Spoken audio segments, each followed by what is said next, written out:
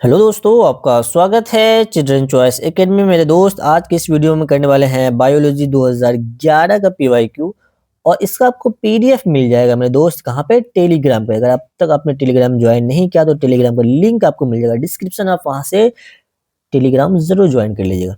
चलिए फिर स्टार्ट करते हैं। जो हमारा फर्स्ट क्वेश्चन है, इसमें पूछा गया है which of the following organelles is present in plant cell only. बताएंगे इसमें से कौन सा सिर्फ और सिर्फ प्लांट सेल के अंदर प्रेजेंट है, ओनली प्लांट सेल। इसमें देखो, मैं आपको दो तीन नाम लिख देता हूँ, कभी भी ऐसा क्वेश्चन पूछे तो आपका आंसर देखो आसानी से आप इसे खोज सकते हो। ठीक है, मैं देखो एक जो होता है सेल वॉल होता है।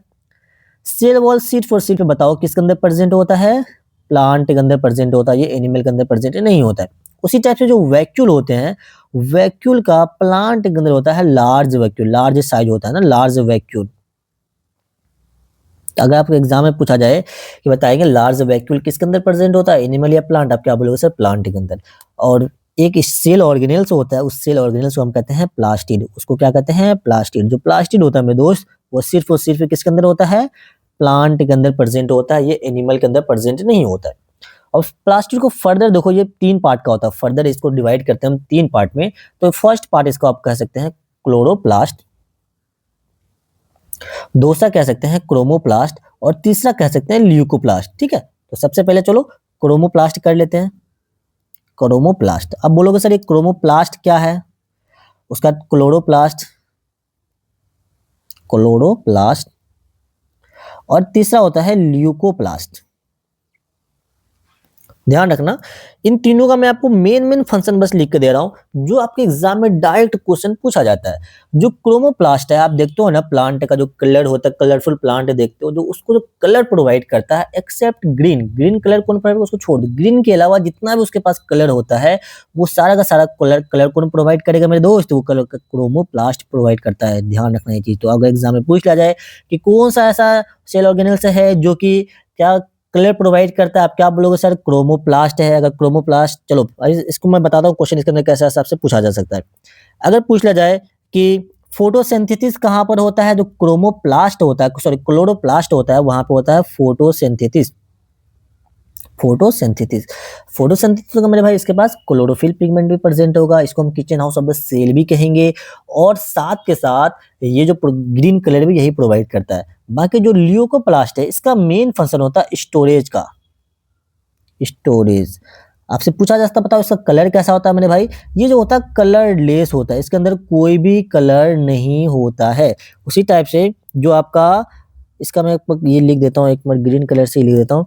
जो आपका क्लोरोप्लास्ट है, ये कैसा कलर प्रोवाइड करेगा? ये ग्रीन कलर प्रोवाइड करेगा। ग्रीन के अलावा जितना भी कलर होता है वो क्रोमोप्लास्ट प्रोवाइड करता है। चलो एक बार मैं आपको समझा देता हूँ।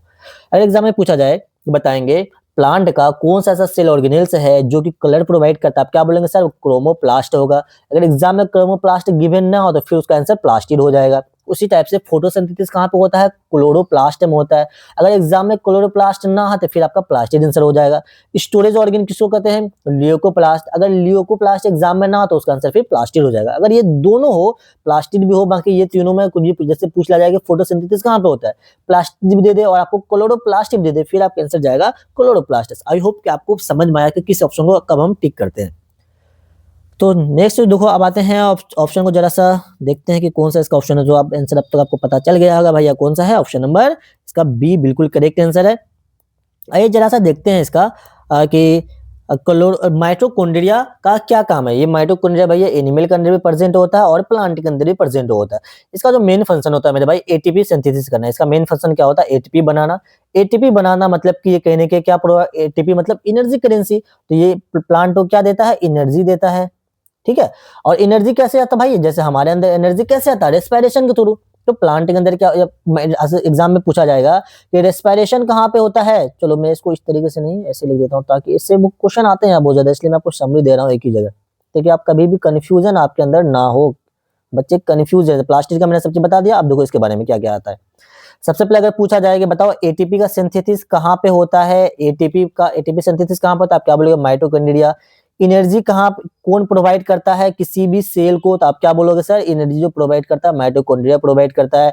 और साथ के साथ से पूछा था रेस्पिरेशन बताओ कहाँ पर होता है, आप क्या बोलोगे? सर वो भी माइटोकॉन्ड्रिया में ही होता है। ठीक है, कौन सा रेस्पिरेशन? Aerobic respiration. ठीक है, उसके बाद आपसे एक चीज और पूछा जाता है, बताओ माइटोकॉन्ड्रिया को हम किस नाम से जानते हैं? इसको कहते हैं पावर हाउस ऑफ सेल। ठीक है, इतना एटलीस्ट आपको पता होना चाहिए इसके बारे में। तो एटीपी सिंथेसिस कहाँ पे होगा भैया? माइटोकॉन्ड्रिया।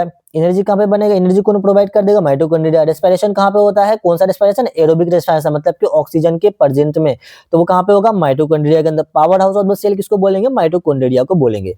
अब एंडोप्लाज्मिक रेटिकुलम के बारे में आप क्या इसके बारे में पता होना चाहिए? जो एंडोप्लाज्मिक रेटिकुलम होता है, ये भी देखो दोनों के अंदर प्रेजेंट होता है, और इससे इस बार भी क्वेश्चन आए थे, 2025 की बात कर रहा हूँ, 2025 में इससे क्वेश्चन आया। ये फर्दर दो टाइप का होता है, एक होता है स्मूथ, देखो SER लिख दूं, स्मूथ एंडोप्लाज्मिक रेटिकुलम, एक होता है रफ एंडोप्लाज्मिक रेटिकुलम। अगर मेरे दोस्त कभी आपसे पूछा जाए कि बताओ फैट का सिंथेसिस कहाँ पर होता है? फैट बोल दे, लिपिड बोल दे, इसका जो सिंथेसिस होता है वो स्मूथ एंडोप्लाज्मिक रेटिकुलम में होता है। और इसके अंदर क्या राइबोसोम प्रेजेंट होता है? नहीं भैया, इसके अंदर राइबोसोम एब्सेंट होता है। जो रफ एंडोप्लाज्मिक रेटिकुलम है, इसको हम रफ क्यों बोलते हैं? क्योंकि इसके पास राइबोसोम प्रेजेंट होता है। इसको रफ क्यों बोलते हैं? अगर पूछा जाए इसको बताओ, इसको रफ हम क्यों बोल रहे हैं? क्योंकि इसके पास प्रेजेंट होता है कौन? क्या बोलोगे सर? राइबोसोम। राइबोसोम। और जो इसका जो मेन फंक्शन होता है प्रोटीन सिंथेसिस करना, इसका मेन फंक्शन क्या होता है? प्रोटीन बनाना। ठीक है, और राइबोसोम का मेन फंक्शन क्या होता है? प्रोटीन बनाना। अब मुझे एक चीज बताना, देखो यार रफ क्यों है? क्योंकि इसके ऊपर राइबोसोम कोई भी, देखो ये एक स्मूथ सरफेस है, मान लेता हूँ ये स्मूथ सरफेस है, इसके ऊपर कुछ भी प्रेजेंट नहीं है, तो इसको हम क्या कहेंगे? इसको हम कहेंगे SER। और इसका काम क्या हो जाएगा मेरे दोस्त? इसका काम हो जाएगा सीट फॉर सीट पे क्या कराना? फैट बनाना। लेकिन इसके ऊपर मैं ऐसे राइबोसोम लगा दूं, इसके ऊपर क्या कर दूं? राइबोसोम लगा दूं, तो फिर ये हो जाएगा रफ। अब बताओ राइबोसोम का मेन क्या काम होता है? राइबोसोम का मेन काम होता है सर प्रोटीन बनाना, तो इस रफ एंडोप्लाज्मिक रेटिकुलम का भी काम क्या हो जाएगा? Protein banana. आई होप कि आपको एक कंसेप्ट क्लियर हो गया होगा। याद तो कर लेते हो, लेकिन आपका कंसेप्ट भी क्लियर होना जरूरी है। चलिए नेक्स्ट क्वेश्चन देखते हैं, क्वेश्चन नंबर सेकंड क्वेश्चन पूछा भी तो फॉलोइंग नोट मेरिस्टेमेटिक टिश्यू, इसमें से कौन सा मेरिस्टेमेटिक टिश्यू नहीं है? याद रखना, इंटरकैलरी है बिल्कुल सर, एपिकल है बिल्कुल सर, ये दोनों के दोनों तो मेरिस्टेमेटिक टिश्यू है।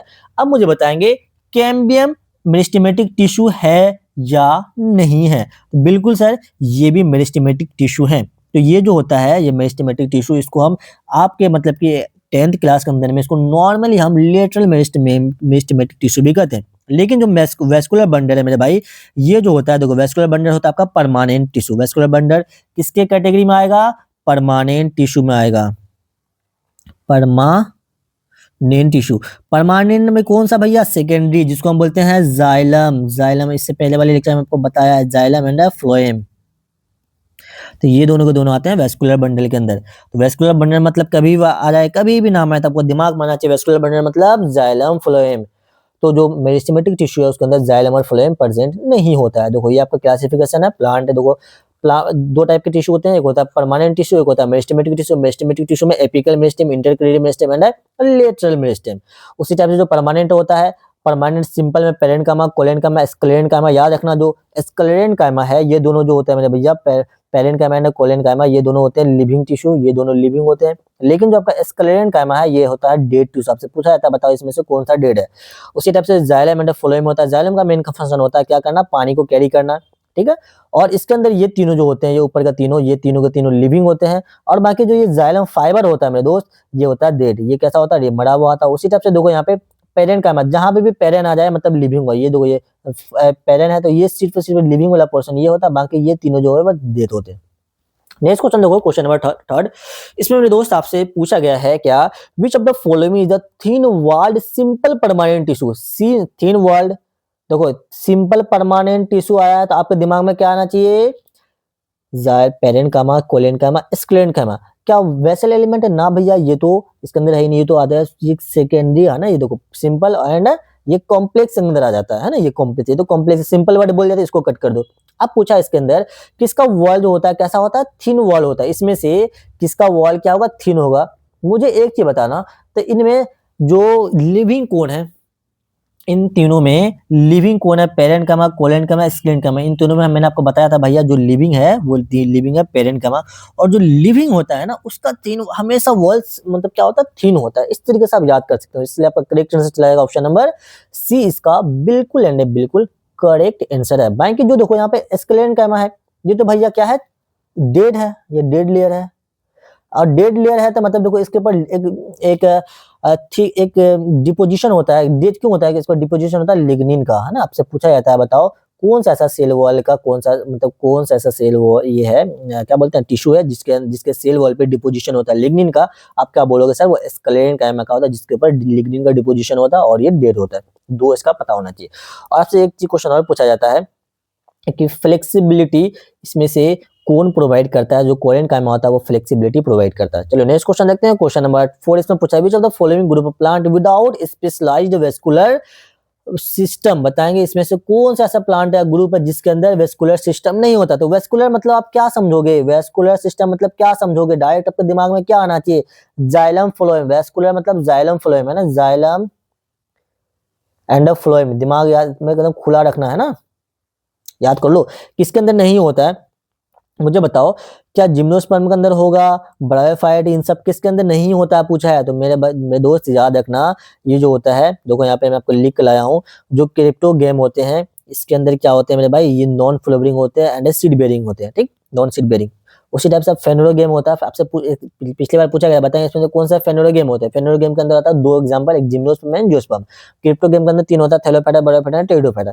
इनके अंदर देखो थैलोफाइटा के अंदर भी कोई भी क्या बोलते हैं वेस्कुलर बंडल प्रेजेंट नहीं होता है। ब्रायोफाइटा के अंदर भी कोई भी वेस्कुलर बंडल प्रेजेंट नहीं होता है। लेकिन मुझे बताएंगे क्या टेरिडोफाइटा के अंदर वेस्कुलर बंडल प्रेजेंट है या नहीं है? बिल्कुल सर, टेरिडोफाइटा के अंदर प्रेजेंट होता है।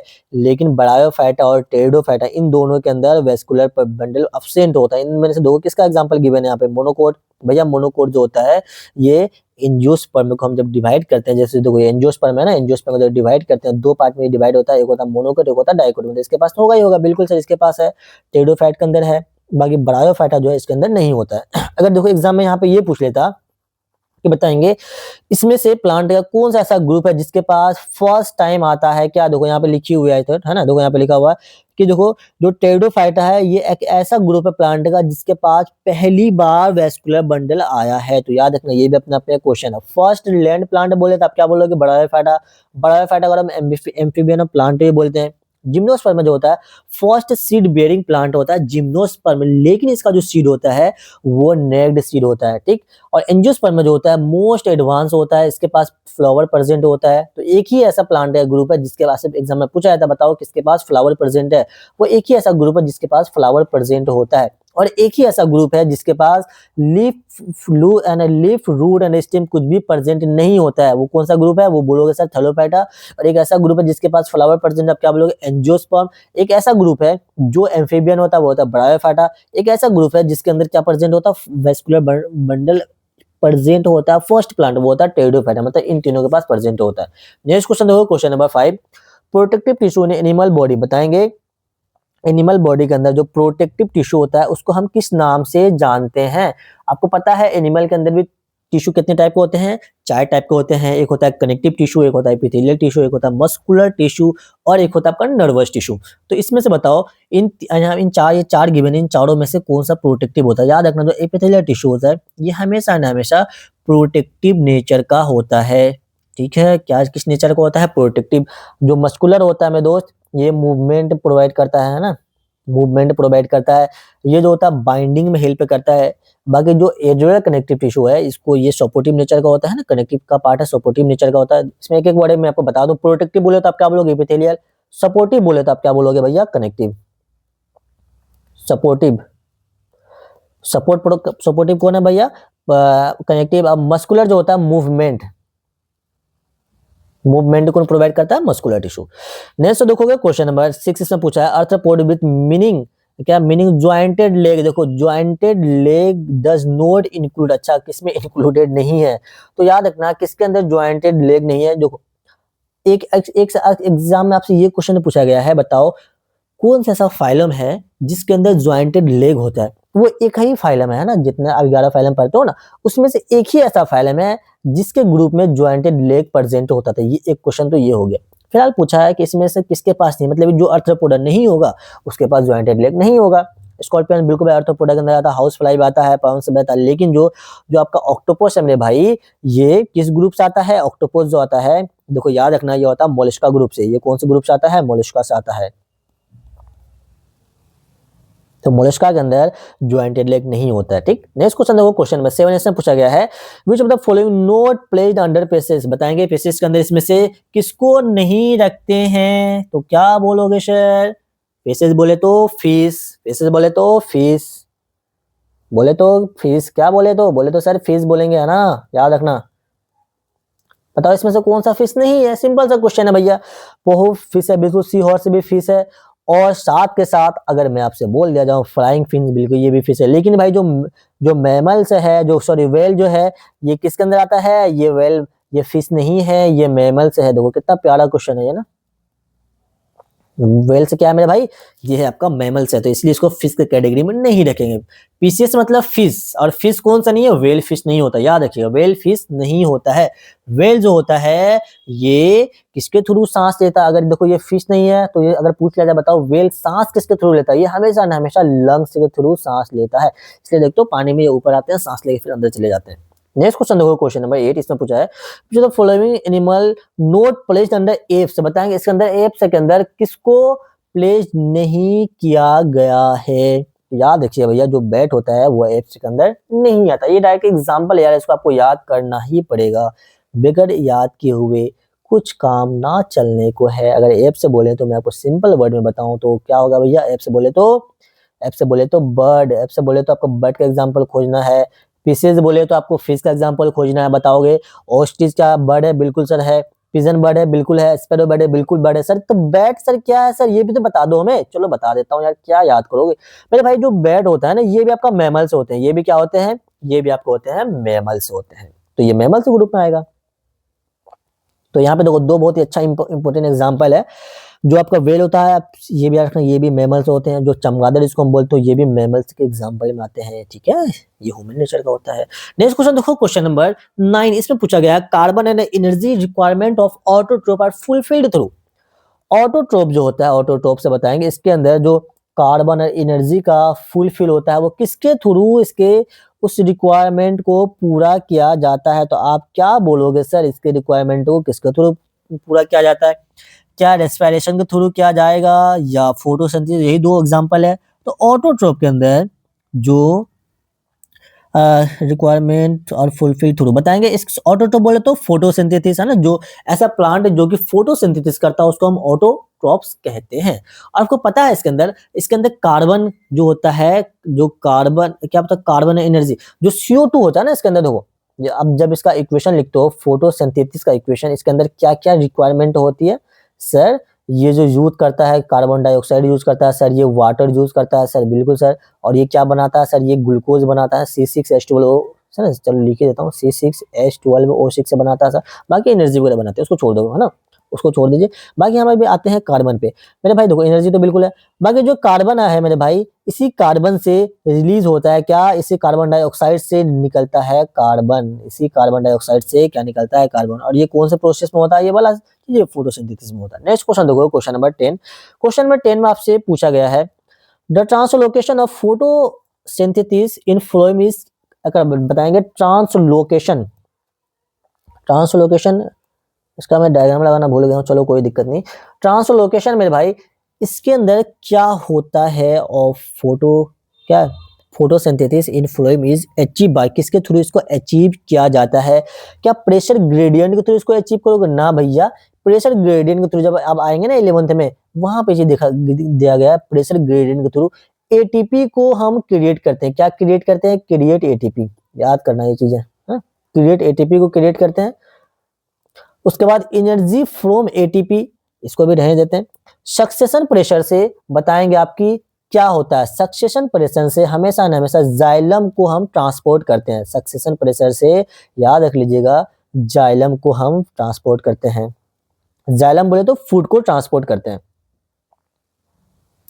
विदाउट ऑस्मेटिक एंड सक्सेशन, इसके भाई इसको तो कोई इसमें एनर्जी की जरूरत होती है, इसको हटाइए दो। सो आपका इसका करेक्ट आंसर याद रख लीजिए भाई, इसको एनर्जी फ्रॉम एटीपी। जब इसको आप 11th क्लास में जब आओगे, जब वहां पे रेस्पिरेशन पढ़ोगे, है ना, फोटोसिंथेसिस पढ़ोगे, तो उन दोनों को कंसेप्ट को मिलाकर ये कंसेप्ट क्लियर होता है। बहुत लेंदी टॉपिक है, उसको मैं कभी न कभी डिस्कस जरूर कर दूंगा। अभी क्वेश्चन इसके लिए और भी बहुत ज्यादा है इस रिलेटेड पे।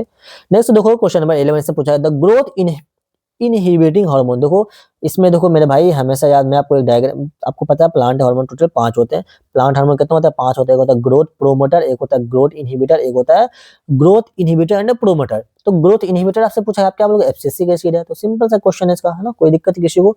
और साथ के साथ देखो इसका फंक्शन याद करें, मैं बता देता हूँ। जो ऑक्सीजन का काम होता है मेन, इसको ग्रोथ, देखो सबसे पहले ग्रोथ प्रोमोटर पूछे तो ये 3 आते हैं, oxygen, oxygen, gibberellin and cytokinin. ये तीनों के तीनों एसीजी। इसको कैसे याद कर सकते हैं? एसीजी मतलब कि oxygen, cytokinin and gibberellin. ACG, oxygen, cytokinin, gibberellin, ये तीनों के तीनों कैसे हैं? ग्रोथ प्रोमोटर है। ग्रोथ इनहिबिटर सिर्फ एक ही हार्मोन है जिसको हम एब्सिसिक एसिड कहते हैं। और जो रेगुलेटर रहता है, जो ग्रोथ प्रोमोट भी करता है और कभी रेगुलेट भी, कभी उसको रोक भी देता है, वो ऐसा एक ही हार्मोन जिसको इथाइलिन कहते हैं। इसको देखो स्क्रीनशॉट लेके इसका फंक्शन यहाँ पे लिखा हुआ है, इसको जरूर याद कर लीजिएगा। क्वेश्चन नंबर देखते हैं 12, इसमें पूछा गया है, in germinating seed the organ which elongate to the become future shoot is called. बताएंगे जो जर्मिनेटिंग सीड होता है मेरे भैया, उसमें जो जो शूट वाला पोर्शन होता है वो कहाँ से, बताएंगे शूट वाला पोर्शन से क्या होता है? सिंपल सा क्वेश्चन पूछा गया है, शूट किससे डेवलप होगा? शूट किससे डेवलप होगा? तो देखो जो प्लूम्यूल होता है इससे क्या बनता है? इसी से फ्यूचर में क्या बनता है? शूट बनता है। और बाकी जो रेडिकल होता है, देखो आर से रेडिकल, आर से रूट, याद कर लीजिएगा, आर से रेडिकल, आर से रूट। और बाकी जो एम्ब्रियो होता है इससे क्या बनेगा फ्यूचर में? इससे प्लांट बनेगा भैया, यंग प्लांट बोलते हो, हाँ, या पूरा होल स्ट्रक्चर बोलते, प्लांट ही ले, इसमें यंग प्लांट लेता हूँ वो ज्यादा बेस्ट रहेगा, यंग प्लांट। बाकी जो कोटिलेडन है मेरे भाई, ये होता है स्टोरेज फूड होता है ना, ये फूड स्टोर करता है, इसको छोड़ दीजिए फिलहाल। कोटिलेडन, मोनोकोटिलियन, डाइकोटिलियन आपने पढ़ा होगा। तो आपसे पूछा गया जर्मिनेटिंग सीड में organ which elongated to become the future shoot. बताएंगे इसमें से कौन सा ऐसा जर्मिनेटिंग सीड का कौन सा ऐसा ऑर्गन है जो कि फ्यूचर में क्या बनाता है? शूट बनाता है। तो शूट बनाने वाला कौन सा भैया? प्लूम्यूल है। अगर पूछ लिया था बताओगे फ्यूचर में रूट बनाने वाला ऑर्गन कौन सा, आप क्या बोलेंगे? रेडिकल है। जो रेडिकल होता है वो रूट बनाता है, जो प्लूम्यूल होता है वो शूट बनाता है। आइए नेक्स्ट क्वेश्चन देखेंगे। सीएनएस बताएंगे, मतलब सेंट्रल नर्वस सिस्टम के अंदर कौन सा क्या क्या आता है भैया? 2 ही आता है इसके अंदर, रट्टा मार लेना, कई बार क्वेश्चन आ चुका है ये। ब्रेन एंड स्पाइनल कोड आता है, आप देखोगे तो ब्रेन एंड स्पाइनल कोड जो आता है वो आता है आपका सेंट्रल नर्वस सिस्टम में आता है। तो ये 2 ही आते हैं, इन दोनों को प्लीज आप याद जरूर कर लीजिएगा। आइए देखते हैं उसके बाद क्या है, brain veins, spinal cord veins, brain only भैया, ये 20 का करेक्ट आंसर है। आइए देखते हैं reflex action. The reflex arc connecting between the input nerve and the output nerve is first made in। बताएंगे द रिफ्लेक्स आर्क कनेक्शन, जो आपने रिफ्लेक्स एक्शन पढ़ा होगा ना, पूछ रहा है कि connection between input nerve and output nerve, बताएंगे कहाँ पे इसका फर्स्ट कनेक्शन होता है भैया? स्पाइनल कॉर्ड में होगा। बिल्कुल आसान सा क्वेश्चन, इसमें कोई दिक्कत, कोई परेशानी, कोई दुख, कोई तकलीफ नहीं है। स्पाइनल कॉर्ड को ही हम क्या बोलते हैं? स्पाइनल कॉर्ड को बोलते हैं reflex section, sorry reflex centre, है ना, इसको क्या बोलते हैं? Reflex centre. आपसे क्वेश्चन देखो इसी चीज को घुमा के थोड़ा सा पूछा है वो, अगर आपसे पूछ लिया जाए रिफ्लेक्स सेंटर कौन है, आप क्या बोलोगे? सर स्पाइनल कॉर्ड है रिफ्लेक्स सेंटर। क्या ब्रेन है? ना भैया, ब्रेन तो कॉन्शियस एक्शन के लिए हेल्प करता है, स्किन वगैरह इसमें हेल्प बिल्कुल ना करेगा। कि करेगा? अरे सर बिल्कुल सर, जो मसल्स होता है उसको एज हम एफ्रेटर लेते हैं। आपने पढ़ा होगा ना भाई, रिसेप्टर क्या होता है ना, इफेक्टर क्या होता है, कॉन्शियस एक्शन क्या होते हैं, रिफ्लेक्स एक्शन क्या होते हैं। अगर आपको पता है तो मुझे जरूर बताएंगे कि इसका सीक्वेंस क्या होता है। रिफ्लेक्स एक्शन का एक सीक्वेंस होता है, आपके एग्जाम में पूछा भी गया है, ऑलरेडी मैंने शायद के फर्स्ट लेक्चर में बताया था वो चीज, बताएंगे इसका सीक्वेंस क्या होता है, जरूर बताइएगा। नेक्स्ट क्वेश्चन देखोगे, the gastric gland present in the wall of the stomach release. बताएंगे जो गैस्ट्रिक ग्लैंड प्रेजेंट होता है, गैस्ट्रिक ग्लैंड कहाँ पे प्रेजेंट होगा भैया? ये होता है स्टोमक में प्रेजेंट होता है। इसमें से वो क्या क्या रिलीज करता है? सिंपल सा क्वेश्चन आपसे पूछा गया है, आपको ये डाइजेस्टिव सिस्टम से पूछा गया है, याद रख लेना। गैस्ट्रिक ग्लैंड से सबसे पहले जो रिलीज होता है HCl रिलीज होता है। सबसे पहले आप क्या बोलोगे सर? इससे रिलीज होने वाला हाइड्रोक्लोरिक एसिड होता है वो रिलीज होता है। और इससे रिलीज होता है पेप्सिन रिलीज होता है, पेप्सिन रिलीज होता है। और इसी से रिलीज होता है म्यूकस भी, यहीं पे बनता है, यहाँ पे यहीं पे क्या बनता है? म्यूकस बनता है। तो इसको आप चेक करोगे कहाँ पे? बिलिरुबिन, ना भैया, बिलिरुबिन जो होता है वो लीवर का होता है ना। देखो HCl ये दोनों है, लेकिन बिलिरुबिन कहाँ से होता है भैया? ये लीवर बोल सकते हैं आप, लीवर में बनता है। HCl एंजाइम ये भी सही है, ये भी एंजाइम में बोल सकते हैं, लेकिन जो सलीवा होता है ये कहाँ पे होता है? ये माउथ में होता है। Hydrochloric acid, enzyme, pepsin and mucus, बिल्कुल ऑप्शन नंबर सी इसका करेक्ट आंसर है। मतलब HCl को हाइड्रोक्लोरिक एसिड कहते हैं। उसी टाइप से देखो यहाँ पे जो सलीवा होता है माउस में हो गया। इंसुलिन बताओ ये आपका पेनक्रियाज में हो गया। एंजाइम तो चलो हर जगह से होता है, उसको स्पेसिफाई नहीं कर सकते हैं, लेकिन जो आपका सेलिवा होता है वो माउथ से होता है, इंसुलिन होता है पेनक्रियास से रिलीज होता है। बहुत ही अच्छा क्वेश्चन था।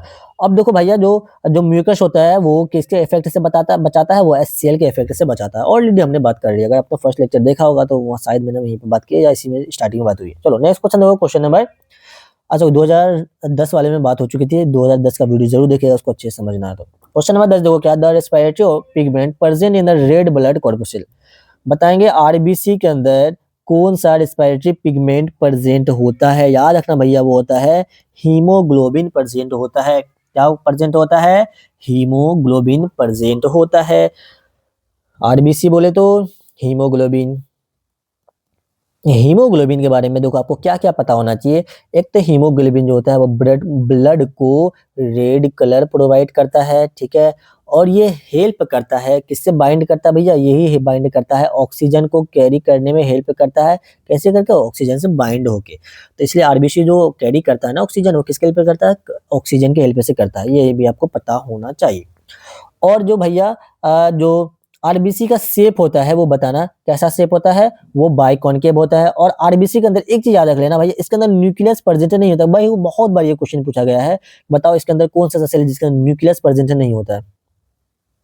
न्यूक्लियस इसके अंदर क्या होता है? एब्सेंट होता है, क्योंकि भैया उसको क्या कैरी करना होता है? उसको कैरी करना होता है, मतलब कि उसको ट्रांसपोर्ट करना होता है। ऑक्सीजन ऑक्सीजन के लिए चाहिए, उसको स्पेस स्पेस के लिए स्पेस, उसको वो उसने न्यूक्लियस को हटा रखा है। आइए नेक्स्ट क्वेश्चन देखें, अगर आपसे पूछ लिया जाए यहाँ पे डिफेंस के लिए हेल्प कौन सा सेल करता है, इसमें जो डिफेंस के लिए हेल्प करता है वो होता है डब्ल्यूबीसी, डिफेंस के लिए, ध्यान रखना ये चीज भी, ठीक। आइए नेक्स्ट क्वेश्चन, क्वेश्चन नंबर 70 इसमें पूछा गया है, in the human heart the body comes deoxygenated blood. देखो भैया इस डायग्राम को देख लीजिए, इसको प्लीज अभी कभी स्क्रीनशॉट ले लेना। एएमयू जीएमआई का ये one of the most important topic, अब न जाने कितने बार यहाँ से क्वेश्चन पूछे जाते हैं। मैं इसको थोड़ा सा आपको समझा देता हूँ, मैंने खुद से बनाया। देखो इसको मैंने हार्ट का डायग्राम बनाया ना, एग्जैक्ट हार्ट जैसा तो नहीं लग रहा है, लेकिन आपको ये समझने में अभी देखना कितना ज्यादा हेल्प करने वाला है। डेट क्लियर सही है ना? देखो हार्ट है, आपको पता है ह्यूमन हार्ट के अंदर 4 चैम्बर होते हैं। चैम्बर नंबर 1 2 3 4, 4 चैम्बर होता है। ऊपर वाले चैम्बर को हम कहते हैं क्या? एट्रिकल्स कहते हैं या एट्रियोल कहते हैं, और नीचे वाले को वेंट्रिकल्स या वेंट्रियोल्स कहते हैं, ठीक है। देखो यहाँ पे जो ऊपर वाला होता है उसको फिर हम 2 पार्ट में डिवाइड करते हैं, लेफ्ट एट्रियल है ना, लेफ्ट एंड राइट, उसी टाइप से राइट एंड लेफ्ट, ठीक। ये आपको आई होप समझ में आया। अब यहाँ पे देखो क्वेश्चन आपसे पूछा क्या क्या जाता है कि बताएंगे ट्राइकस्पिड वाल्व कहाँ पे प्रेजेंट होता है, तो हमेशा याद रखिएगा ये राइट एट्रिकल एंड राइट वेंट्रिकल के बीच में प्रेजेंट होता है ट्राइकस्पिड वाल्व। उसी टाइप से जो बाइकस्पिड वाल्व होता है वो आपका left atrium and left ventricle के बीच में प्रेजेंट होता है बाइकस्पिड वाल्व। 2 क्वेश्चन ही हो गए।